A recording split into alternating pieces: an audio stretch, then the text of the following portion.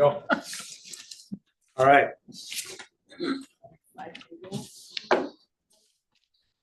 And you just move it all around. All right. So since this is a budget 101, we just wanted to start with kind of a general lay of the land as far as budget goes. So you should have picked up this timeline at the front. If you didn't, there's some more over there. I'm not going to go through this whole thing, but you can glance at it. This is just our kind of behind the scenes budget timeline that administration, HR, treasurer, IT, that we all kind of follow. With a new county administrator coming, hopefully. We really wanted to kind of write everything down because it's once a year. So, I'll call Jason. It's like, wait a minute, what do we have to do? What's things that we have to plan for. So we just all met and put everything into a timeline. Our hope with this is that it'll just make next year even more smoother. Hopefully you'll get budget docs sooner, and that we're all kind of on the same page going forward. Does anyone have questions about the timeline? Besides, one question on that, more of a question on, do you have any struggles with the timeline? Anything that you would fix in that? Okay. Yes, broad shoulders. It's just hard in August to try and figure out what you're doing in the next fiscal year. Yeah. But no. I struggle with, because it's summertime and needing to touch base with certain people in my department about any changes they're anticipating over the next year, with vacations and things like that. The timeline is just so short to actually touch base with everyone in my department. Yeah. I mean, I think both of those things. I mean, the first is that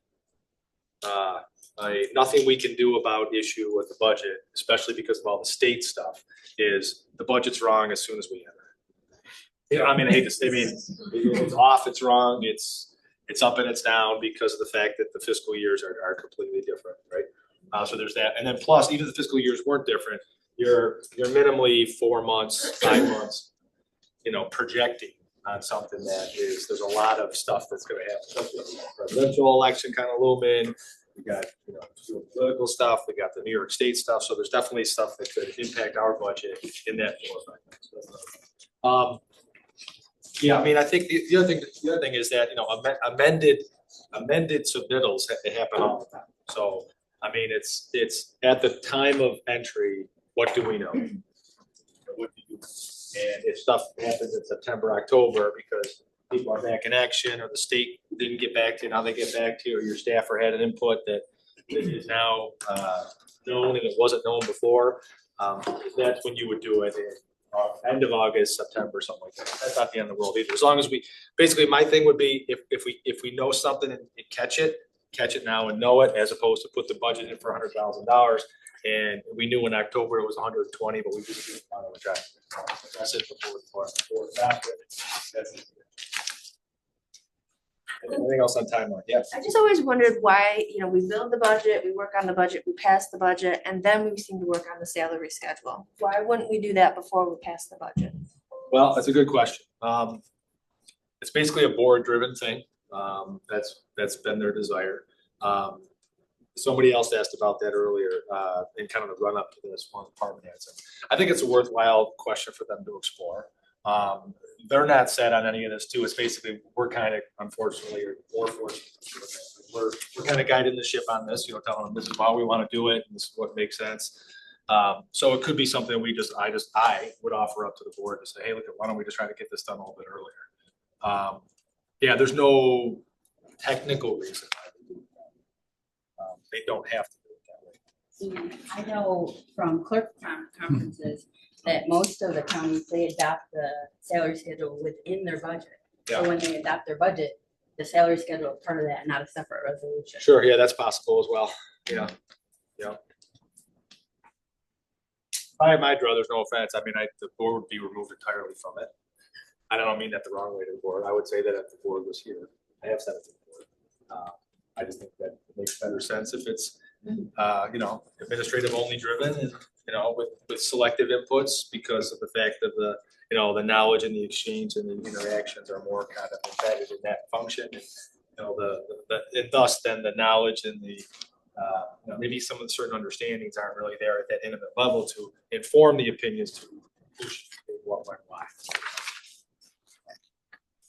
I can say that because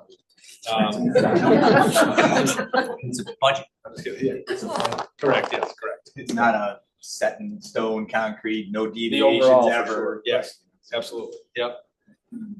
Okay, so, is this me? Next one? Okay, all right, I do like the new technology, I'm not gonna lie. It's also like, you can't doze off, like, no matter where you all look, like, you have a screen in front of you. So budget process overview, fringe benefit memo, state retirement, okay, so, I think, you know, you understand kind of the budget process. One element that just popped up, salary schedule stuff, certainly, I think it's a good input to bring back. So the timing is pretty purposeful and intentional of how we do everything. If you work backwards, December 20th, it's either the 15th, the 20th of December. This happened with a few counties. You have to submit your budget to the clerk of the board by the 1st of November. If a board is split, can't figure out, can't adopt it, whatever I submit would actually be the budget. So that has happened in a couple counties. 9-member counties on their board with one person couldn't make the meeting, 4-4 split. The administrator's presented budget became the budget. Now, that really wouldn't be a problem for us because they very rarely make changes on the submitted budget, but that's why the process is kind of important. Like what goes into that submitted budget could actually very well be automatically what the budget is. So timeline wise, they've got till December 20th to adopt it. We always are about 30 days in advance for the kind of just in case scenario. I think that makes sense. So as you all know, we adopt probably around November 15th or so. Step back another 30 days from there. They like to do a kind of where things are at in the first couple of weeks of October. You know, we're kind of finalizing everything. And that's because if I've got to submit something with the whole budget package, it's got to be done by November 1st. If there's anything major in that mix that the board wants to fix or change or whatever, that's got to be done certainly by like the second week of October. Working backwards from there, around the second, third, sometimes fourth week of September, they're having a workshop, which is like, you know, like a very preliminary, you know, kind of a review of everything. Here's how things are going. The formal workshop is actually in October that we do. And then we do the public hearings in November. Again, I'm going to work backwards again from that September date, August. So August is when we all get together. Individual one-on-one meetings. Those seem to work pretty well because as you all know, when we do those, they cover more than the budget. You know, it's what's shaking with personnel, how much staff do you need, programmatic wise, what are you doing, any changes, do you want to get rid of any programs, do you want to expand any programs, you know, departmental challenges, things like that. So I think that kind of works out, you know, pretty well. And then, you know, basically to today, we just put out yesterday, I think, right? The kind of the call out memo, the lay of the land, how things are cooking. You all got that. The fringe benefits memo. I will say normally that's kind of cut and pasty. This year, where it's like, you know, the trends are kind of like this. We did get some preliminary numbers from our health insurance brokers. And I'd just like to spend a little time on that because it's potentially have impact everybody's budget on a fairly significant basis. So we're self-insured, which means we're our kind of own insurance company for medical and for prescriptions, RX. Dental is where we're like, we just go to Excelis and we pay them a bill and you get your dental coverage. For regular medical, regular RX, for our own insurance company. And we've benefited greatly because of the fact that we're our own insurance. So it's our own experience. We buy some stop loss insurance, which is like extra liability insurance if the shit hits the fan. You know, if we have a bunch of bad cases that go awry and cost a lot of money, we've got separate coverage for that. So it works pretty well. Plus you essentially pay yourselves. So if you're insured with us, we give you a premium equivalency and it's $1,000 a month. You know, that gets taken out of, you know, the county coffers, you know, 10, 25, 30, whatever your percentage contribution is. That all kind of funnels up into the health insurance fund and then they pay all the expenses. So the actuaries tell us a single should be this, a 2-person should be this, a family should be this. And if you're with Excelis, if we were traditionally insured, we would just be paying Excelis $10 million or whatever, roughly. and Excel will say, thank you, we've got it from here. Right? So if that only cost Excel $8.5 million, it wouldn't matter to us. Actually, we would really never know that. Here, if it costs us $8.5 million, we retain likely a portion of that $1.5 million that's there.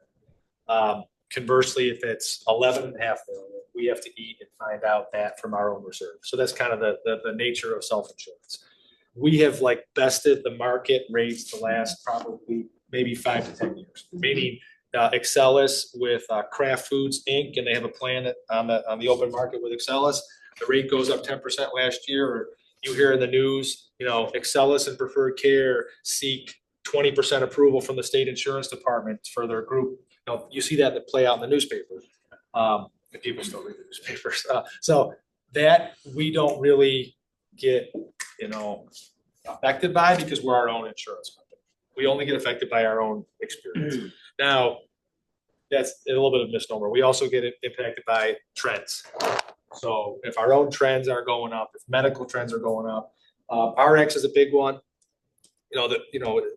Things like specialty drugs, things like new specialty drugs, things like if you have significant diseases amongst the people that are insured with us that are very high priced, drug therapies, right? Certain shots, certain, nowadays that makes the news, certain, weight loss type remedy stuff.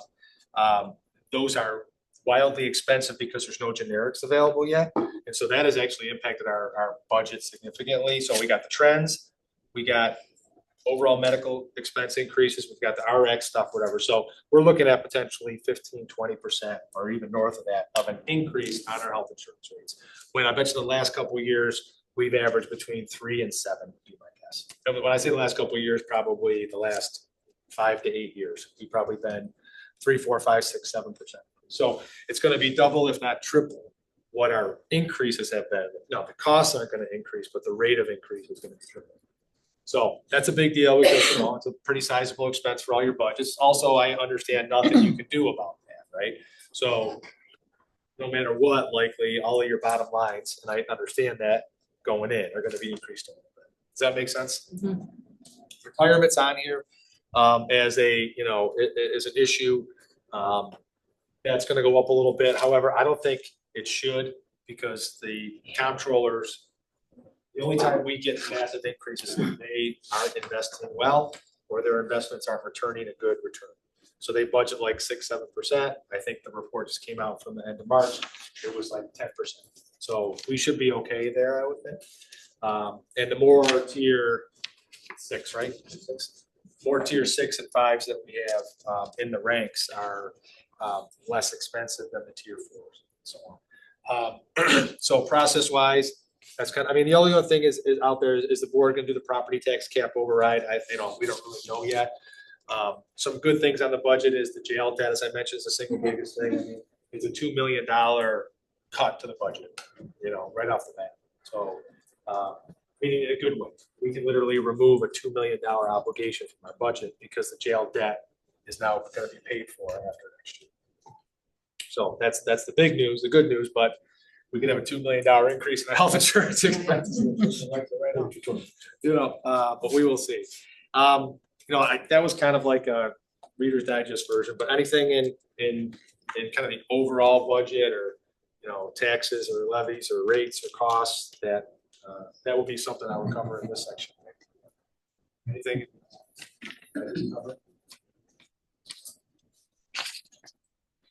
Okay, moving right along. HR. Oh, goodness. Okay. So when it comes to open positions, in my mind, there's really like 2 different kinds of open positions. And when this meeting is over, I'm going to send out to the leader of each department the countywide open position list. On that, I know that economic development has a vacancy for principal account clerk that they are legitimately trying to fill. They will hopefully fill it within the next few months. On that vacancy today, I just pulled it. We have about 582 vacancies. We are not trying to hire 582 people. Some of your vacancies have been since 1993. likely you're not trying to fill that position. So what you need to know about the open positions, if you choose to use the position budgeting module in ERP, it's going to pull in every position, your filled and your unfilled positions. So if you are a particular department that has kept on your books for very good reasons, a number of your vacant positions, because you might want to fill those down the line, that may inflate that number. Conversely, one of the questions that came into HR was, well, what if I believe that I'm going to be creating a new position next year? How do I account for that in my budget? The first thing I would say is that's a great opportunity when you have your budget meeting with Ian to be sure you've had that conversation that you're thinking of adding a position. But two, you're gonna have to manually kind of enter that or add that. And when you're thinking about those open positions or positions you want to create, it's not just salary. You want to also be thinking about health insurance. You want to be thinking about deferred comp. Remember, there's no deferred comp match in year one. So maybe you don't want to be adding something to that line. You don't know if you're going to hire somebody who is going to take the health insurance buyout or they're going to need a family plan.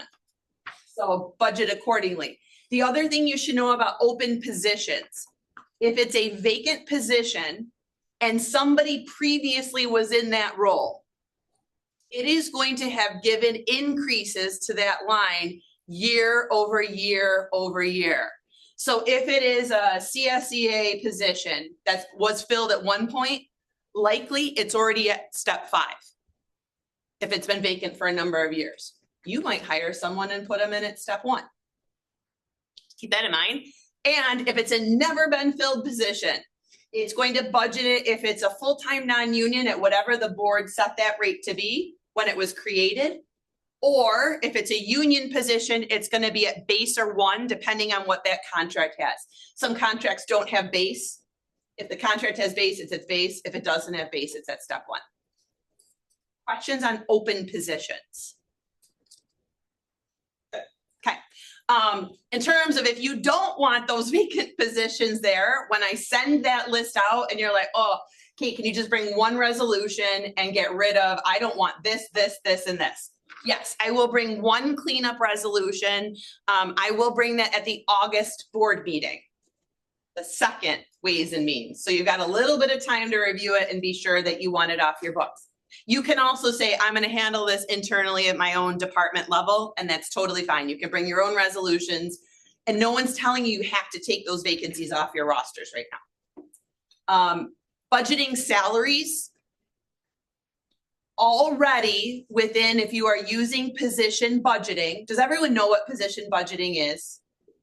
Okay, and there are going to be workshops that are coming to go over some of that position budgeting too, if you're not feeling confident or you just want to have a refresher.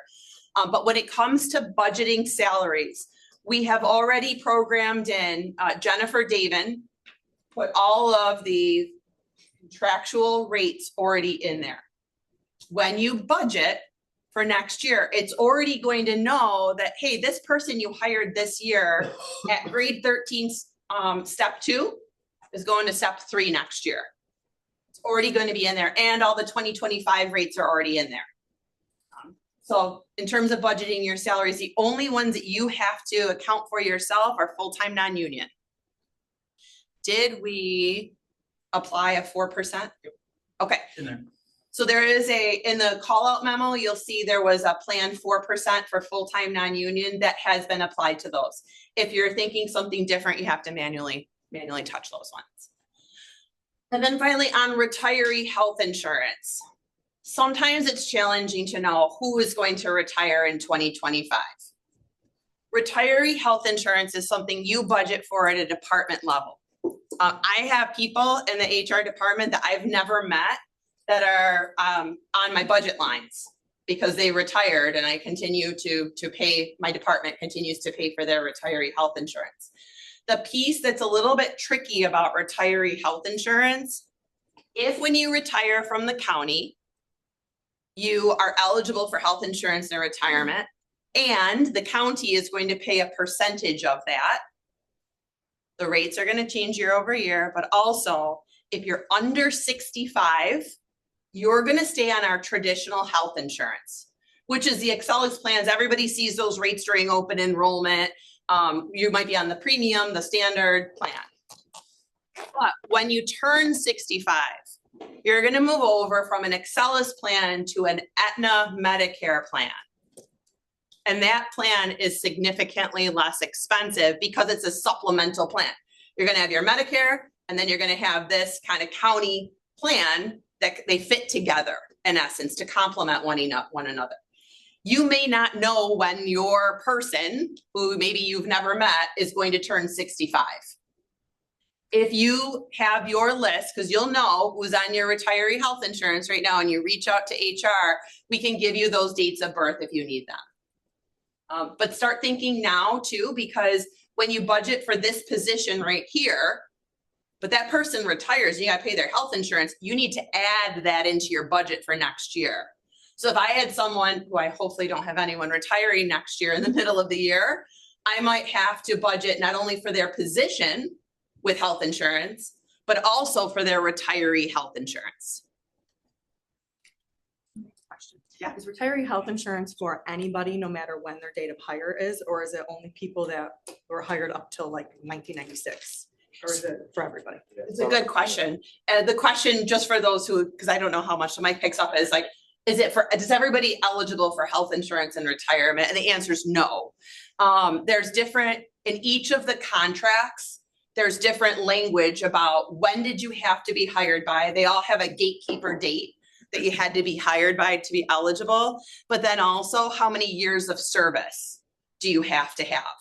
So I'll tell you, in HR, we often will have employees calling to say like, when am I going to hit 25 years? Or in the sheriff's contracts, the LCSO, when am I gonna hit 20 years? They know those dates, they're looking for those dates. I don't remember the exact cutoff date, but it's around 2013, 2014. If you're hired after that date, you are likely not eligible for health insurance and retirement. The plans are also a little bit different. Some people retire health insurance and retirement. You're gonna pick up 100% of their cost of their plan. Others are gonna retire, but you're gonna pay whatever percentage they paid when they were active. They may have to pay for their dependents to stay on plan. So every situation is a little bit different. How long do we have to carry? Forever. Yeah. The question is, how long do I have to carry them? So I'll tell you, like, I do know on a number of the contracts, if you retire and you have dependents, your dependents have coverage for life in some contracts. So it's a big commitment, which is why I think fiscally the county looked a while ago to implement instead like the deferred compensation match and some of those other things, so that there was a way to sidestep from health insurance and retirement. So a couple other things. So the most people in this room are covered under the department head salary schedule type resolution that the non-union people. So you've got that cutoff for retiree healthcare is around 2007. 2007, 2000, I think 6 or 7 or so. And then after that, there was a staggering. So right around that time, other contracts started. I want to say that the sheriff's office road was maybe the last one to finally have the cutoff. And I think before I got hired. 12. We were trying to find out when Jason was going to start. So we backdated just before. Was it 2013? Yeah. So that was the very last kind of one that, but all the other ones kind of successfully. It was a board-driven thing. They wanted to incorporate the 401A match. They wanted to get out of the, you know, and I know. I mean, when I started, I wasn't eligible. Still not eligible. Because I was in that period of time where I'd already gotten, you know, it was not there anymore. You know, the joke with the GASB, which is Government Accounting Standards Board, is that the liabilities on paper, it was called bankrupt on paper for municipalities because of the out-year obligations of having to pay all of those people. So that's why people kind of gravitated towards this. I know there's obviously some very strong competing philosophies on one side or the other, but that's kind of the mix. The other thing about dependents, about 6 years ago or so, we did a dependent eligibility audit. We're looking at pricing proposals on a re-upping of a dependent eligibility audit. Because we've had a lot of new comings and goings in the county with our staff. Essentially what that is just like it sounds, it's an audited review of, especially because we're self-insured. You know, we literally are paying for everything on our own. And we just simply don't want to pay for things that we shouldn't have to pay for. When we did it last time, we did an amnesty period. I remember distinctly the treasurer's office got a lot of people seeking amnesty when we did that. I don't know if we'll do that again. We might. Most dependent eligibility audits do that for the simple fact of the I forgots or I didn't know or whatever. That being said, you know, if there's children aging out, formal separations that, trigger, laws that indicate that person should no longer be insured as a partner party. A few other things like legally, they're not entitled to insurance under the county. So there's a couple different things that the auditors should go through. And it's not intended to be punitive. It's just from a cost containment perspective. So we are looking at doing something like that. And the last thing is, this is called Budgeting 101, I think, right? Was it called 101? So I know this is a 101 comment, and I don't mean it to be, making like you don't know what you're doing, but budgeted new positions are just that, budgeted new positions. So they're not budgeted, or they're not, effectuated until such time as we do the normal process. So somebody can have a request that's in there that gets, blessed, approved at that level, that's in the budget. That doesn't necessarily mean you're good to go. I mean, you all know that. I think we got some, new people here. You still got to go through the process. You still got to get the administrative approval. The second part needs to go to the, your home committee.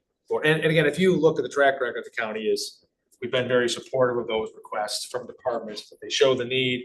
They show what, why they need an extra position or are reformatting positions, and then that's how it looks. So.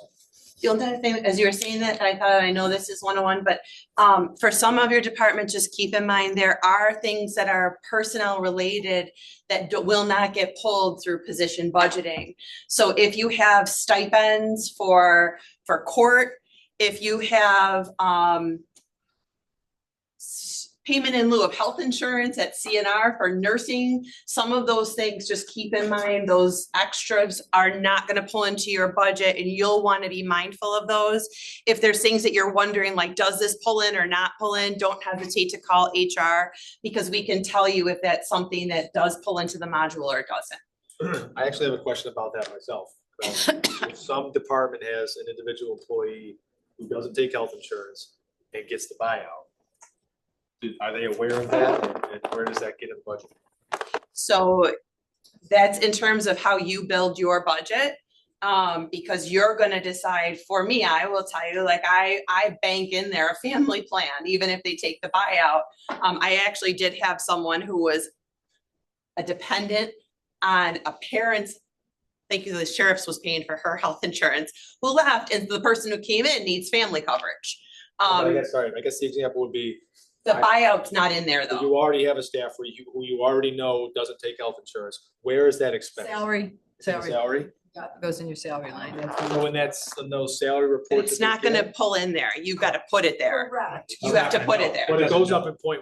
It goes up in the The salary. line it gets taken out of. 1,000. When you pull the report down, doesn't it show the individuals who aren't taking insurance? But then you have to No, and add. then you manually do it. So Yes.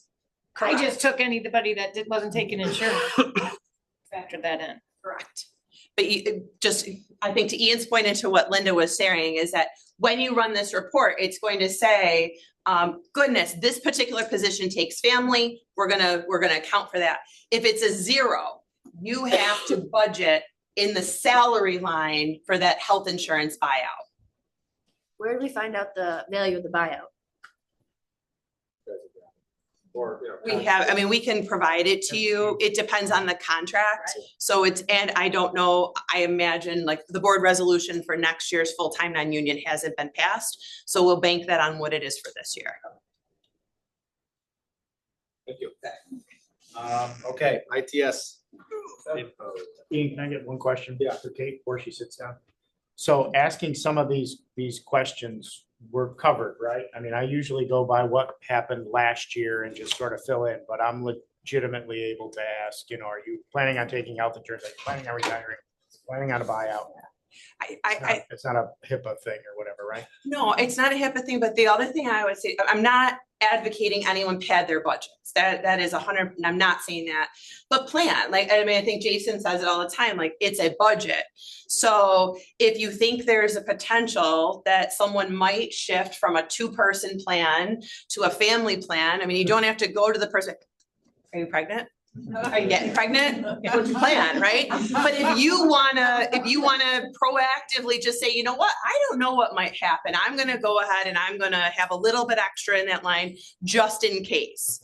I think that's a good idea, and you don't have to have that intrusive conversation to do it. I think the other way of saying it is I defer on the side of less granularity and more conservatism. It's just, I don't think we need to get in the situation of the people. I mean, unless it's some drastic move where like you can eliminate $25,000 in expense, that's another story.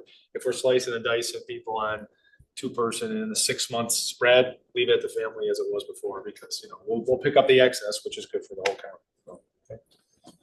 All right. Appreciate it. All right, so my component here is two things that we're going to talk about, just say fairly short, fairly easy. If you feel like you have lots of questions or are uncertain about the information I'm going to share now, come to one of the budget workshops. Okay, we'll have everybody there: treasurer, HR, IT, other department heads, or budget folks from departments, so we can help share, work together as peers. Okay. So the two things I'm going to talk about are the budget worksheet and also position budgeting. So both of which are components of ERP. So I'm just going to log into ERP as myself. I'll take you through just a couple of components on the IT budget.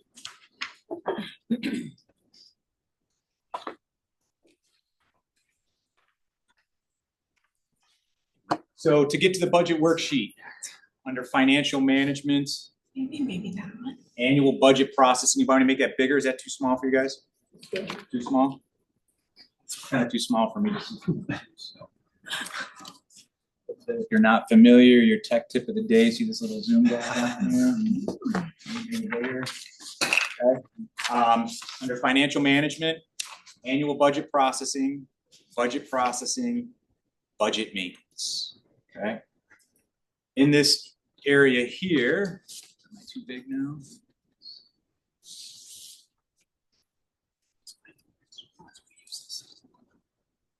You will likely only have the departments that you have access to available here, because it's so small or so large and zoomed in. I'm going to go to my department. I click on my department. Turn this back out a little bit so you can see again. A couple of things to note in this screen here is to make sure you have the correct columns that you want. Why is it not giving me any full bars?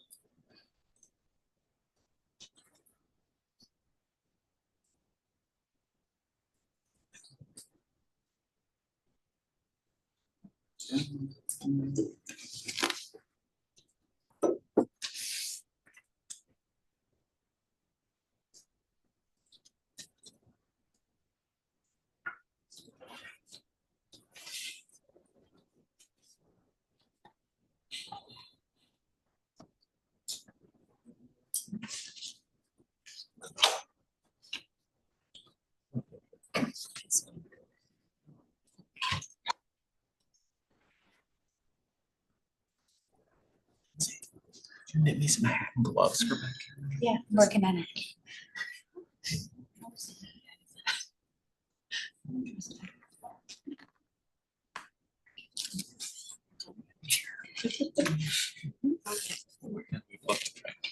It's got to be more like. That's what I mean. It's just somebody's got.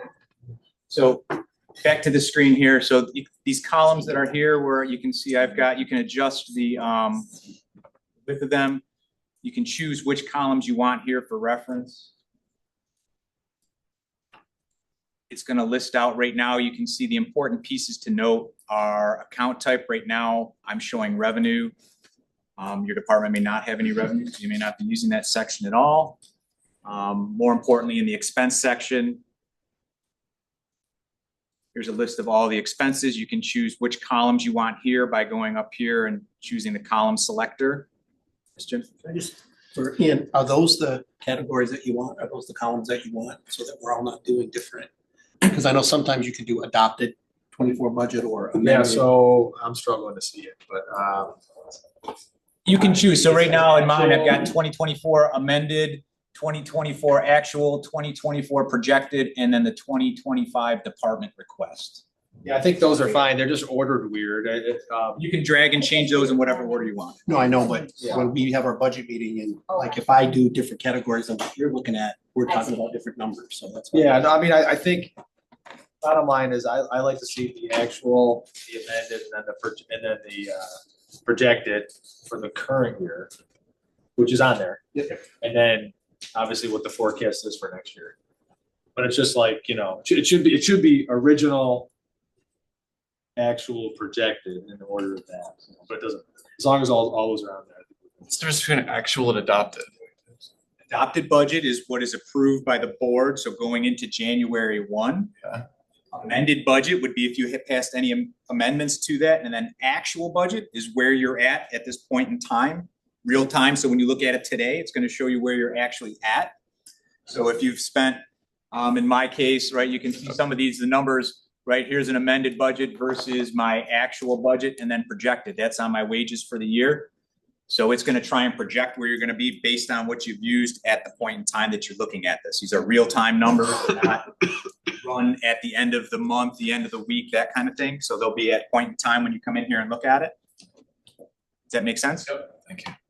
And again, if you wanted to look at other stuff, if you want to look at 2023s, 2022s, just come up, choose the columns. You can bring in which columns you want. You're only allowed the 4 columns, but you can bring them in and out at any point in time for reference. One of the important neat features about this grid, you can't really see it in here because of the resolution, but if I'm looking at it like on my computer, I have much more visibility of that whole grid. But one of the tools or functions within ERPs, you click this little gear, any of these grids that have the gear on it, right? There's the ability to export that grid to Excel. If you want to move those numbers into an Excel spreadsheet so you can work with them there a little bit easier, you can do that fairly easily, okay? Most important thing to remember, this screen is where you enter your numbers for Ian to review and to share those numbers. And this last column should be the 2025 department request. The next most important thing is after you enter all your numbers in there, click save. If you don't, they won't be there. They go to advance the budget and approve it, and then there won't be any monies in your. So We've had that happen a couple times. just throwing it out there. The reports Ian and I see once this is done is a summary of everything, so we can't go into each line. So that's why you really have to double check. So budget workshop, we can help you work through some of this stuff if you're unsure how any of this stuff works, okay? This is the area where you're entering those numbers for Ian to review, okay?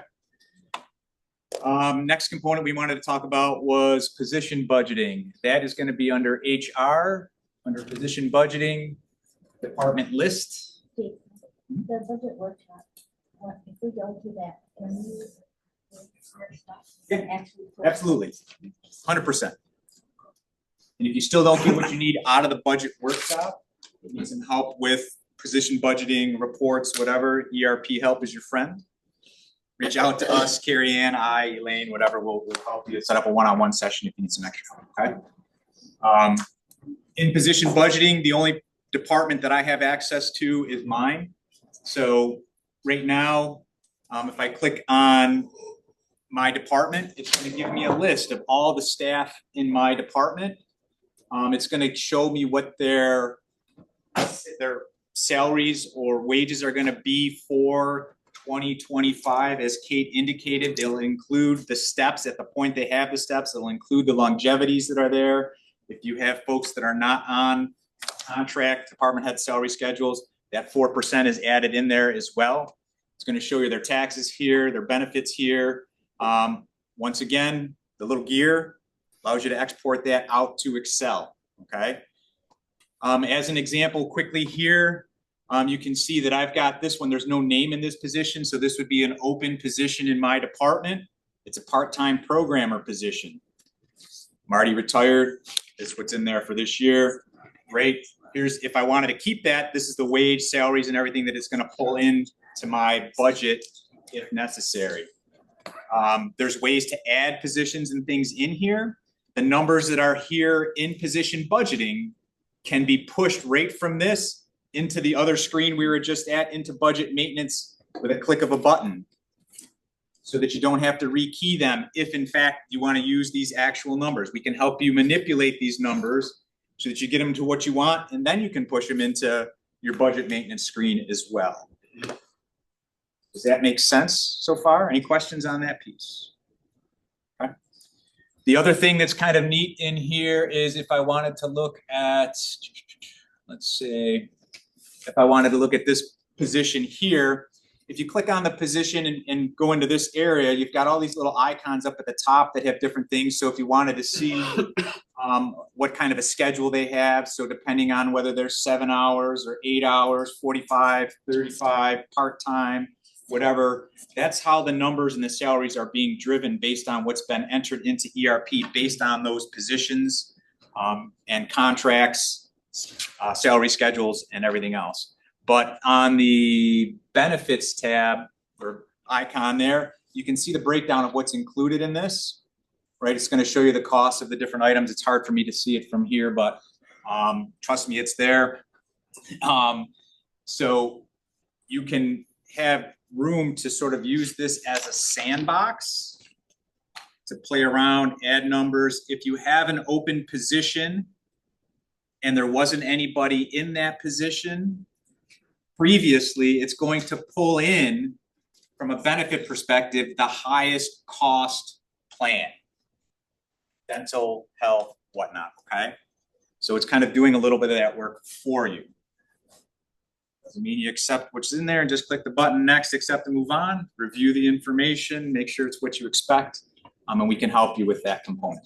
So lots of good information in here. If you have questions, ERP help, first come to the budget workshop, go through that, and then if you need more help, we'll get you going with what you need. Any questions in position budgeting? The other components that you might find helpful within position budgeting is there are some reports that are in here. I think they're under position control. Let's see, let me try to make that.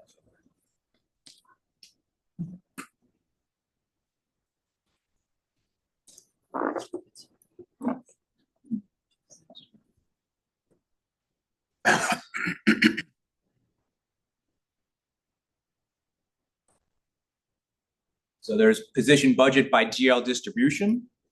Some of you may find that helpful as well. Some of you that maybe split somebody's salary across multiple GLs. There's a position, this report here can show you what's set up by default on that. You can also work within position budgeting to add that. So underneath, what's the icon? There's one of these icons across the top here that is for GL distribution. So in this case, I can see that Debbie's wages are all going to go to 100% of them are going to A0601680, and then it's going to hit my 1,000 line because she's full time. You can potentially put a new GL distribution in there if you wanted to. That's not going to change what's in or on that position in position budgeting. It's just what you're going to help budget for. Okay. Reports, can't screw up. Run the reports, take a look at them, see what you need. If you can't find what you're looking for, ERP helps, okay? Any other questions, position budget? There are some buttons, I think, for accept and promote. Those are not necessary, right? Those are necessary if you want to push them directly to your actual budget maintenance screen. Okay. If you don't need to do that or aren't looking to do that, you don't need to click the buttons. You can kind of just come in, see the numbers, work with them. If you've got a question, reach back out to ERP help. Any other questions? Position budgeting, budget maintenance. Throw out there any questions? Annual ITS charges. budget memo. And just as a quick FYI, the way we started working on ITS charges starting last year was taking the overall ITS budget, excluding some of the benefits that are part of that, looking at the active number of employees in the county, dividing my budget by that, coming up with a per staff charge, turning that back into the budget. So when I was looking at those numbers, I thought it was pretty different, at least for my department. And I'm wondering, is there an element of like per computer or per like hours worked or, okay, It'd be impossible for me to ever track.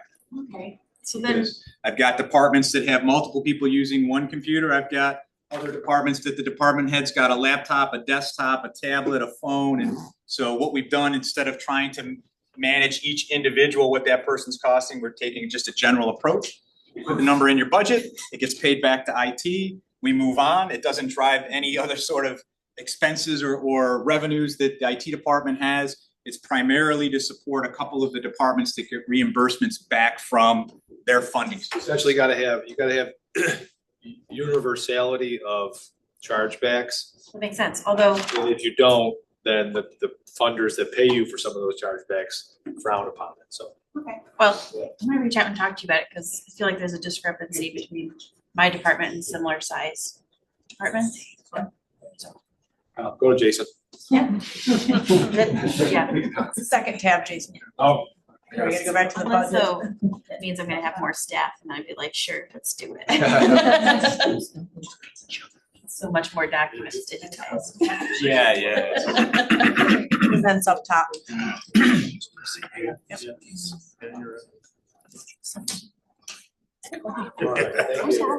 just like, yeah, your sucker's bored. mine's not. Okay, so we're gonna breeze through in the last about 10 minutes that we have. We're gonna go through some frequently asked questions. So what are the typical items that all departments should be budgeting? Basically, anything you wanna spend in the next calendar year or the next 12 months. That should include the things that we talked about, open positions, new positions, programs that you anticipate.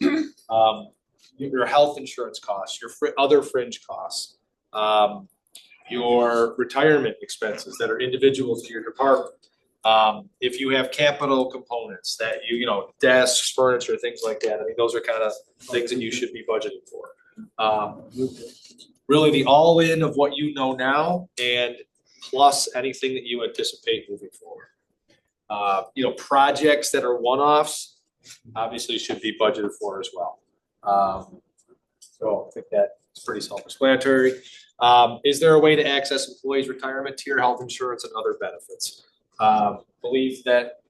Yeah, I think that I'll try to look through for the retirement, and the only way that you can see the different tiers is if you have deduction reports. And I don't know if HR, if you have a report that comes out, otherwise you'd probably have to contact our office. I mean, typically that would be the best way to do it because there's some reports that we see that maybe you don't see, so, and then we can tell you what tier. Typically, the cost for retirement is based upon the salary that is budgeted for your department. So you would take that total and then however you want to, you know, per employee, per tier, you could allocate it accordingly in your budget by department, so. And I would go back to the whole new or the vacant ones especially, or if you got a replacement position for a known retiree that's looming, or retirement, I should say, go with the higher one. I mean, and it's simple. Go with the family plan because it's an unknown. That's the worst it can be. If it's less than that, we'll be in good shape. Go with the highest cost retirement tier that we have. Again, if it's less, we'll be in good shape. How do I find out who's moving to retiree health insurance and who will be transitioning to the over 65 plan? I covered that. Just reach out to HR with respect to any of your retirees and we can let you know. And again, that's one of those things where I was talking about to Bill's question about don't be too granular. But if like a larger department, I would say like social services, for example, if you have a bunch of people retiring or a bunch of people transitioning to over 65 healthcare, that could be potentially in the tens of thousands of dollars of fiscal impact one way or the other. That's material enough to be able to go in there, dive into it, make a change. If it's not, that type of a large scale savings, it's really not worth it in the context of what the entire county budget is. New accounts, for example, we're getting a new grant and need to add it to our account. So that is called establishing an account. That will be done with the treasurer's office assistance. Yeah, so first you would contact our office, because depending on if the grant, like first of all, how it's funded and how it should be classified, depending on if it's state or federal funds. And then we can discuss if you want to set up a separate department, or if it's pretty simple and straightforward grant, smaller departments don't want to do such a thing. And then I would assign it according to what the state report wants us to report it as. So we fit it in, I fit it into the chart of accounts as we're supposed to for the state comptroller's office. So just call us, and then, usually I have a discussion, and we'll figure out where it goes. And then you can establish the account and go through the process of approving it through the board. Question about that. So when you're establishing a new grant account, and then you receive the funds, where do you want to see that in the revenue side? Do you need it, or not the revenue side, the expense side?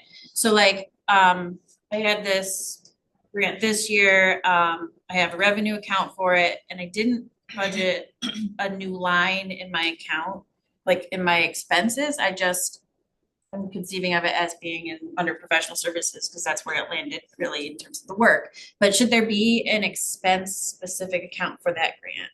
Not necessarily. So the way normally when you apply for a grant, you would apply knowing what your expenses are estimated are going to be at that point. Like you said, professional services. If it's fairly straightforward, you wouldn't need to create another separate department to account for it. But if you have several different expenditures, then I would say maybe look at setting up a separate department for that grant to handle it, just so that we keep everything separate and it makes your life a little easier, keeps your budget separate for your normal operations per se, so. Would it be acceptable in that case? So let's say 40/60 is professional services, right? Would it be acceptable to create if I wanted to track just those expenses related to that grant and not mix them in with my other professional services expenses, to create a 4600.1.10. Whatever, and do that, work with you yes, guys on that stuff? absolutely. We've done that for the ARP. We've extended it That's out. what I was thinking of, how we Yeah. set that up to make it easier. Yeah, we could do that also. So there's several different options. So, and sometimes it's just what's easier for the department head or for the financial person.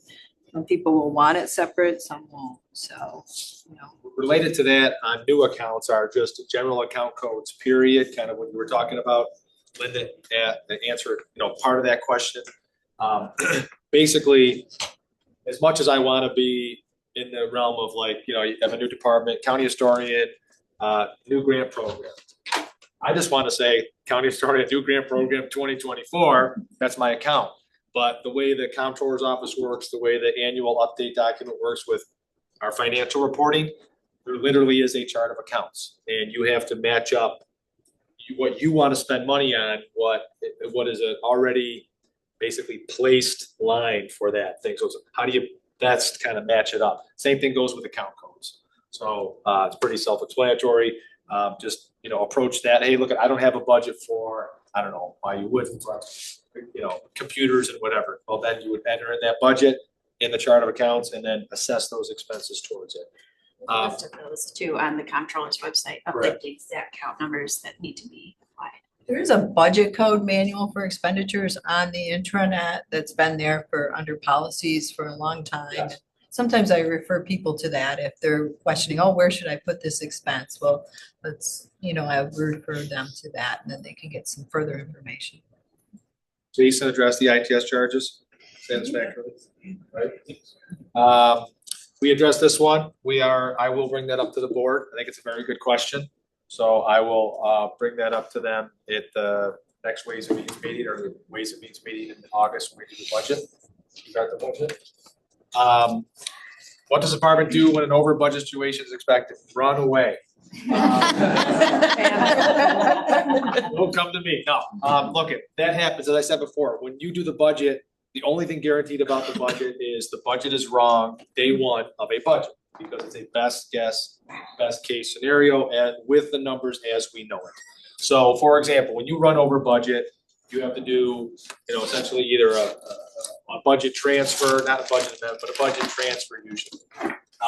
If you've got a situation where you're running over on a budget, you want to stay within, so if it's 0.1, which is like salaries, you kind of want to stay within the salaries.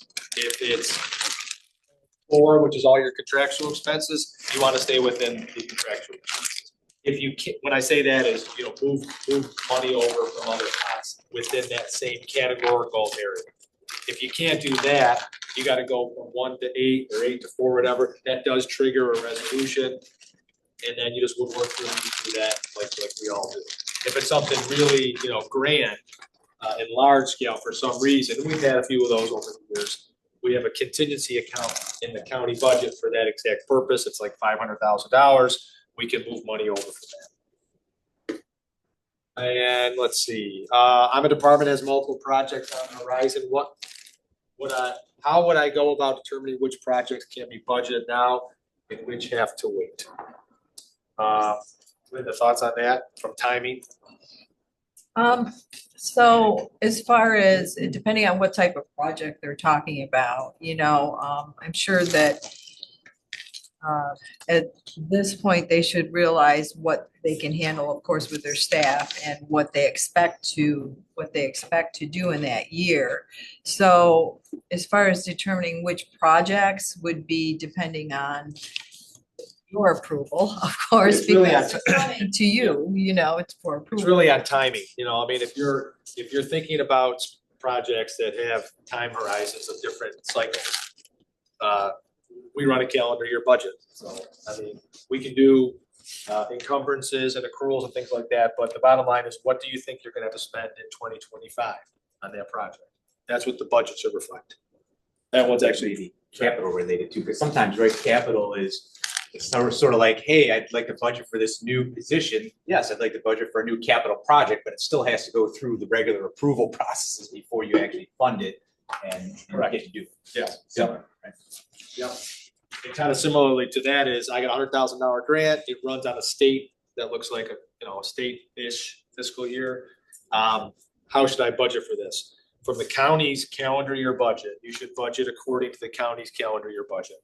So whatever you think, so in this case, you're gonna have 5 months of expenses on a $100,000 grant that should be expended somewhere. If it truly is a month by month kind of a thing, like if it truly is kind of a, if it's front or back loaded, that's another story as far as the expenses. But if this is kind of a routine thing, like you're gonna spend 8,000-ish a month over the next 12 months for 100 grand, those 8,000-ish a month in the first 5 months of 2025 should have some budget allocation for them.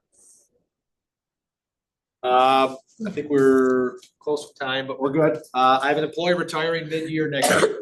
Half the year I'll be paying one insurance, the other half retirement. How should I budget for this? Again, it goes down to that, granular versus, bigger picture. If you have the ability to make that determination with the available information, and you're doing the budget, you should. So you should say, 6 months is gonna be at, $1,500 a month. And the other half is in one expense line, regular insurance. And then 6 months is gonna be, $800 a month in retiree health insurance. Again, I always, when you have a question on these type of things, always defer to or err on the side of, budget a little bit more. I'm not asking you to inflate your budgets. I'm just saying budget a little more because we'd rather be on that side than the other side. I'm creating 2 new positions for next year. That's who. Oh yeah. What do I need to do to budget for this?